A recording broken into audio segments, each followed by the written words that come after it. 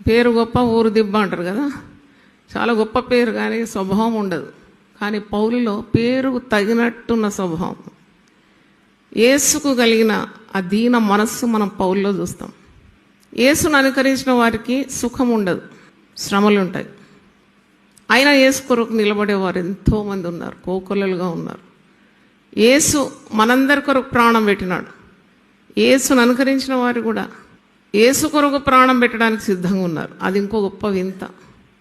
యేసు కొరకు జీవించేవారు యేసు కొరకు మరణించడానికి కూడా సంసిద్ధమై ఉంటారు. అంటే పౌలులో అలాంటి గొప్ప గుణం నాకు కనబడింది. చాలామంది చెప్తారు ఒకటి, చేస్తారు ఒకటి. అలాంటిది కాదు. రాస్తారు ఒకటి, ప్రవర్తన వేరుంటుంది. అలా కాదు. పౌలు దేవుడు ఎన్నుకున్న గొప్ప నాయకుడు. పౌలంతటి వాడు లేడు క్రైస్తవ లోకంలో. క్రీస్తు తర్వాత క్రైస్తవ గోళం అభిమానించేది, గౌరవించేది, అనుకరించేది ఎవరినంటే పౌలును. పౌలుకున్న ధీమా మరెవరికి లేదు. నేను క్రీస్తును పోలి నడుచుకుంటున్నాను, మీరు నన్ను పోలి అంత ధైర్యంగా చెప్పగలుగుతారా?